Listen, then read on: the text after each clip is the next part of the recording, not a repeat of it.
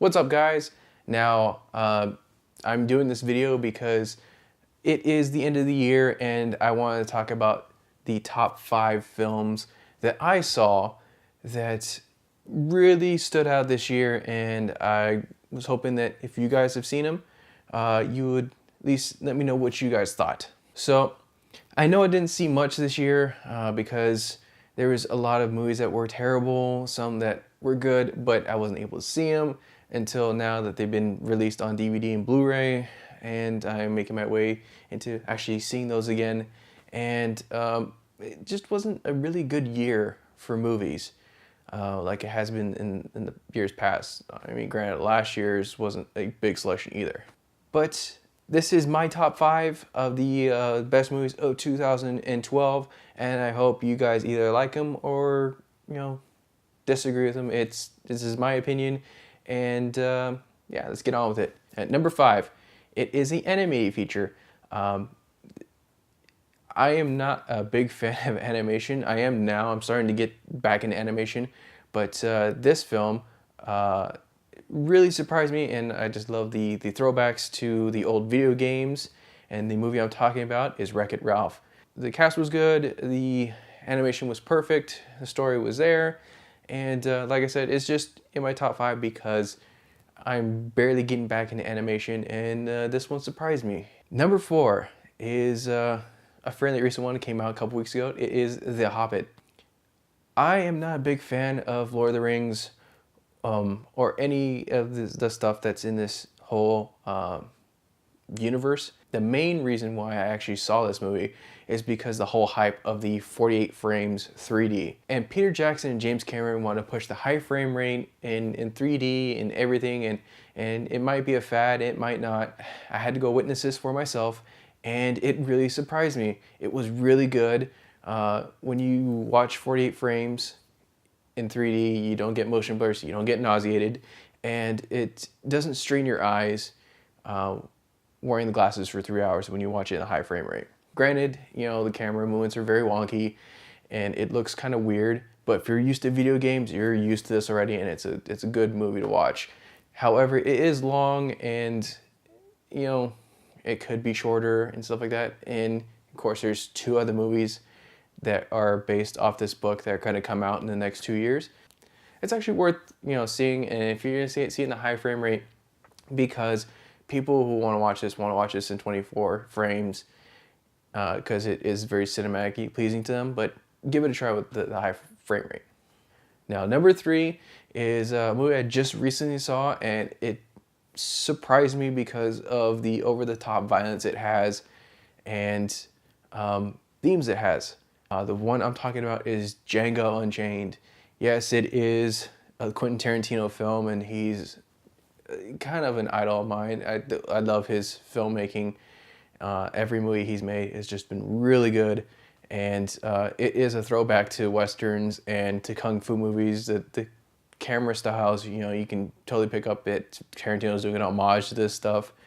And what really surprises me is the music that he uses. It isn't traditional.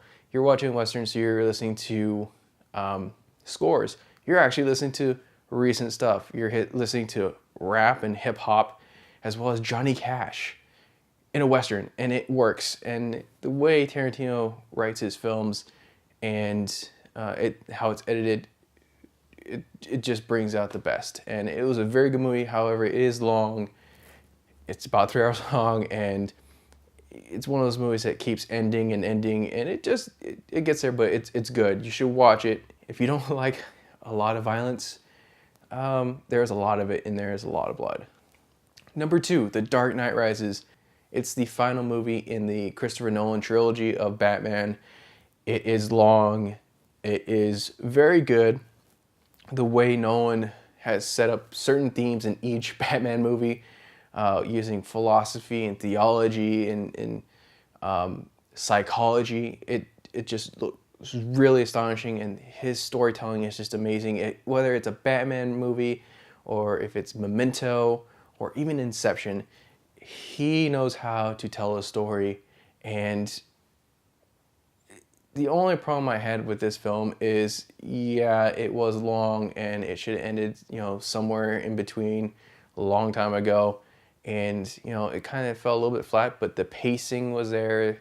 The cinematography was there. And it was a good ending to a trilogy. Now I just can't wait to see what Nolan has done with Zack Snyder for the Superman franchise. And Warner Bros. Will probably give him more superhero franchises to work on, and hopefully, they turn out a little bit better than what they have done in the past. And finally, my number one is The Avengers. Of course, it surprised me, and of course it made a lot of money because it was the highest grossing movie of the summer. When I heard Joss Whedon was directing it, I didn't think it was going to turn out as good as it was, because he's known for making strong female presence in films like Buffy and his Firefly/Serenity series that he did. It's a very strong female presence, and it doesn't really go over well with some people, but he actually knows the mythology of comic books, and he knows the Avengers, so he made a very good comic book movie, and it appeals to everybody. And it was one of those movies where every character was good and played off each other, and he got the very best representation of the Hulk that we haven't seen anywhere, because the attempts by Ang Lee and Edward Norton, they're okay, especially Edward Norton's was the closest to being actually good, but his version of the Hulk was really good, and Mark Ruffalo is a believable Bruce Banner. Like I said, it made a lot of money, and it is a really good movie. There are some parts missing. It's a near perfect movie, but you know what? It still made money, and it still works. It was one of the best movies of 2012. Now I do have some honorable mentions. One of those honorable mentions is End of Watch. It stars Jake Gyllenhaal, Michael Pena. It was written and directed by the guy who wrote Training Day and the original Fast and Furious, as well as some of those gritty crime dramas that are based around LA.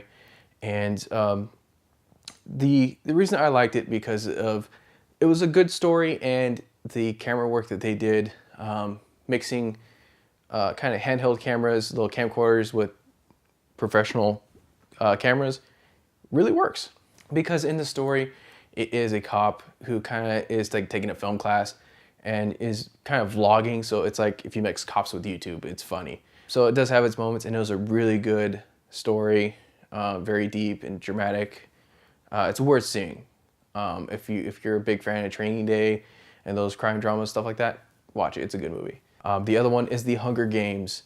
I am not a huge fan of books being adapted into movies, but this one actually works. I like Jennifer Lawrence's performance, and a couple of the people who did perform in the movie were really good. The only problem I had with the movie was some of the handheld camera work they did made a lot of people nauseous, and there was no need to go handheld. Yeah, we get it. You're trying to get the point of view across of the character, but it was a little too much. Other than that, it was still a good movie, and I'm willing to go see the next two Hunger Games movies when they come out.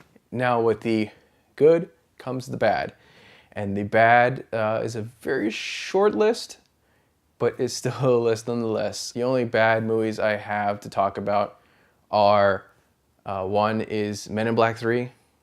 I saw it in 3D. It was a horrible movie.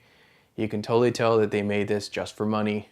It seemed like Will Smith was just pushing the studio to make this movie, and it was awful. It seemed forced. It didn't seem like Tommy Lee Jones wanted to be there.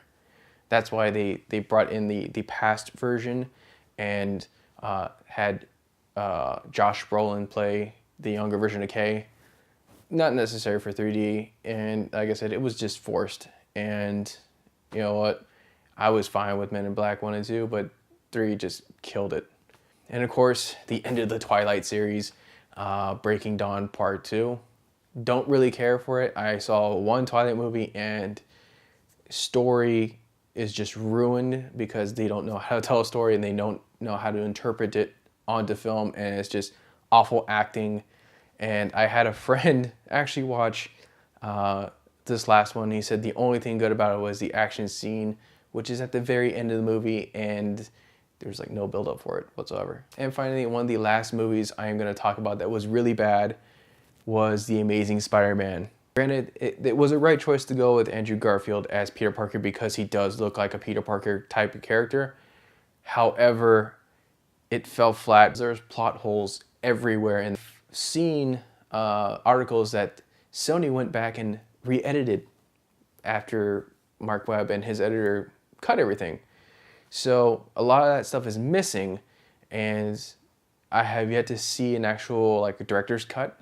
Maybe it's better, who knows, but to me it was okay, but it wasn't as big as, you know, Dark Knight Rises or Avengers. So it's in my horrible list right now. That's gonna do it for my top 5 and some of my worst list. Let me know in the comments below what you thought was the best and worst of 2012, and let me know what you guys think. Like I said, I haven't seen Lincoln, Looper, Total Recall, Judge Dredd, or any other film in a while. I still need to say Les Miserables, which I'm gonna probably do tomorrow, and do a movie review on that. I will put a link to all the movie reviews I've done on all these movies except one. I didn't do The Dark Knight Rises. I was in the middle of moving while I saw this, so I wasn't able to shoot a video on it. But all the other 4 I did talk about, I did movie reviews on, links somewhere in this video and down at the bottom to check them out. And yeah, that's gonna do it. Next video I do will probably be an Oscar nominations video, in which the nominations do come out in a couple weeks, and that will give you my predictions on who I think will win and who I know will win, and we can discuss that when that comes around. So that is it. I will see you guys next time with another movie review. See you later.